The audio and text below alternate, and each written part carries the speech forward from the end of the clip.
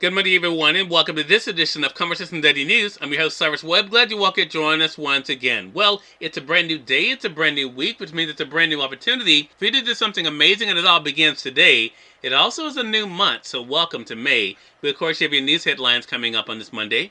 We have the Truth of the Day with Mary Ellen Ciganovich, and in today's Entertainment Spotlight, even part of my conversation with Emmy Award-winning actor Courtney B. Vance. He stopped by Conversations Live, the radio show, last week. What an amazing way to end the month of April. Enjoy our program. For Conversation Daily News, I'm Cyrus Webb with your Monday headlines. In international news, evacuations underway in Mariupol, Pelosi visits Ukraine. A long-awaited effort to evacuate civilians from a steel plant in the Ukrainian city of Mariupol was underway on Sunday, the United Nations said, while U.S. House Speaker Nancy Pelosi revealed she visited Ukraine's president to show unflinching American support for the country's defense against Russian aggression. The UN humanitarian spokesman told the Associated Press that the operation to bring civilians out of the sprawling steel plant was being carried out with the International Committee of the Red Cross and in coordination with Ukrainian and Russian officials. As many as 100,000 people are believed to be still blockaded in Mariupol, including up to 1,000 civilians who were hunkered down with an estimated 2,000 Ukrainian fighters beneath the Soviet-era steel plant, the only part of the city not occupied by the Russians. The fate of the Ukrainian fighters was not immediately clear. Like other evacuations, success of the mission in Mariupol depended on Russia and its forces deployed along a long series of checkpoints before reaching Ukrainian ones. A city about 141 miles northwest of Mariupol was the destination of the evacuation effort. The spokesperson said women, children, and the elderly, who had been stranded for nearly 2 months, were to be evacuated to the city where they would receive immediate humanitarian support, including psychological services. Mariupol has seen some of the worst suffering of the war. A maternity hospital was hit with a lethal Russian airstrike in the opening weeks of the war, and about 300 people were reported killed in the bombing of a theater where civilians were taking shelter. The spokesperson said UN officials would not provide additional details of the evacuation to guarantee the safety of the civilians and humanitarians in the convoy. However, the Mariupol City Council said in a post on the Telegram messaging app Sunday that evacuation of civilians from other parts of the city would begin today because of security concerns. People fleeing Russia-occupied areas in the past have described their vehicles being fired on, and Ukrainian officials have repeatedly accused Russian forces of shelling evacuation routes on which the two sides had agreed.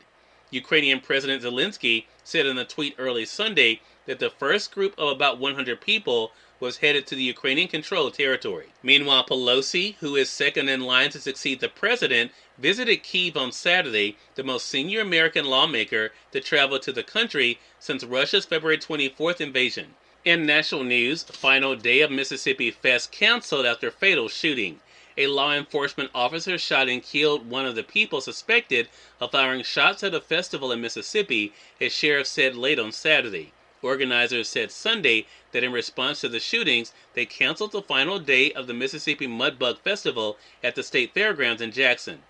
Hinds County Sheriff Tyree Jones said several people were taken to local hospitals with unknown injuries after gunfire Saturday night. He said the person killed was a teenager. He said an officer-involved shooting investigation is underway stemming from this incident, but did not provide additional details. He said the Mississippi Bureau of Investigations was called in to assist. Jones said 2 or 3 people exchanged gunfire at about 10 p.m. on Saturday in and around a vehicle at a fairgrounds parking lot. During the course of the exchange, at least one of these individuals fired multiple shots, toward the midway area of the event that was in progress. We do not believe there was anybody else injured along the midway during the course of this gunfire, he said. In more national news, Naomi Judd of Grammy-winning duo The Judds dies at 76. Naomi Judd, whose family harmonies with daughters Wynonna turned them into Grammy-winning country stars The Judds, has died.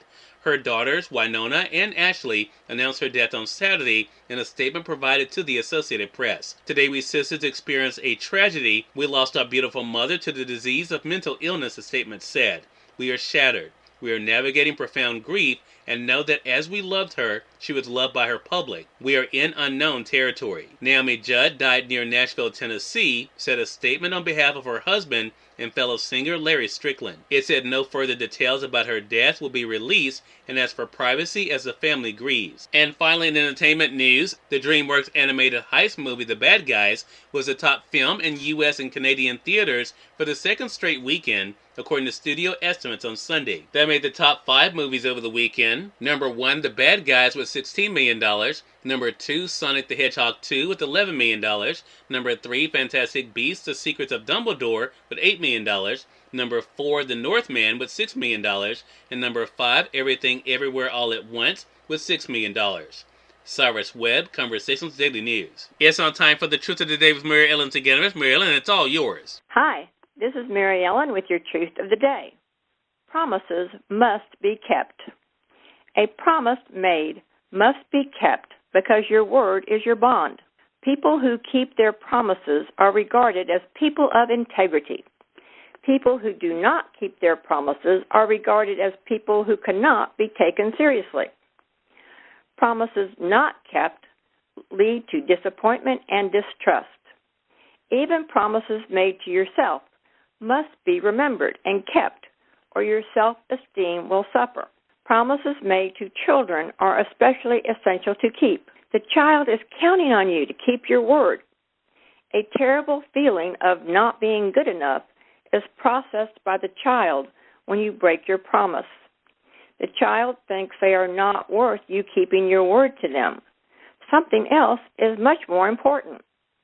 If you cannot possibly keep a promise, go to the other person or to the child, explain why as you ask forgiveness, and make alternate plans to keep your promise or please all people concerned.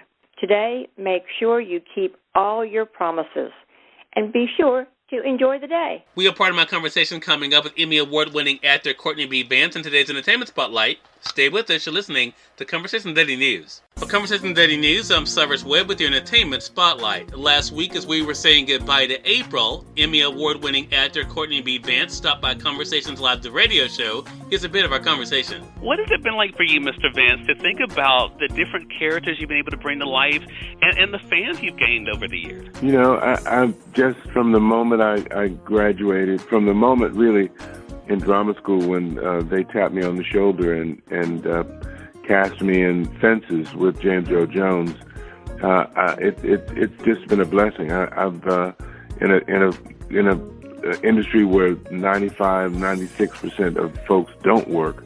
I've been working consistently since I graduated from drama school. So I'm just grateful. I'm really, really, truly grateful to be able to put together and bring to light characters that I've been able to bring to light and consistently, and that's really, really rare. So I'm just grateful.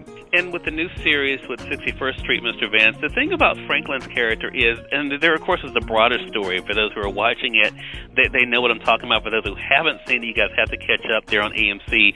But your character is so layered, and the choices your character has made when it comes to family, as well as doing what he believes is right or wrong, I think really falls in line with how we've gotten to see you in so many great projects. What was that like for you to bring Franklin to life? It really was from the very beginning.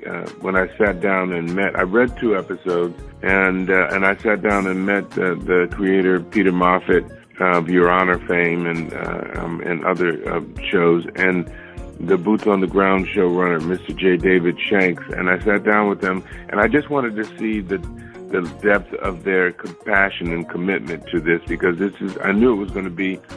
I didn't know where the show was going, but I knew wherever it was going to take a lot to do, and it wasn't just going to have to be me. It was going to have to be everyone. Cyrus Webb, Conversations Daily News. We thank you all for tuning into this edition of Conversations Daily News, but we have to get on tomorrow with more news, Truth of the Day with Mary Ellen Ciganovich, and of course your Entertainment Spotlight. Until then, I'm your host Cyrus Webb saying, as always, enjoy your day, enjoy your life, enjoy your world. Thank you all for choosing Conversations Daily News today. Let's make today amazing. Take care.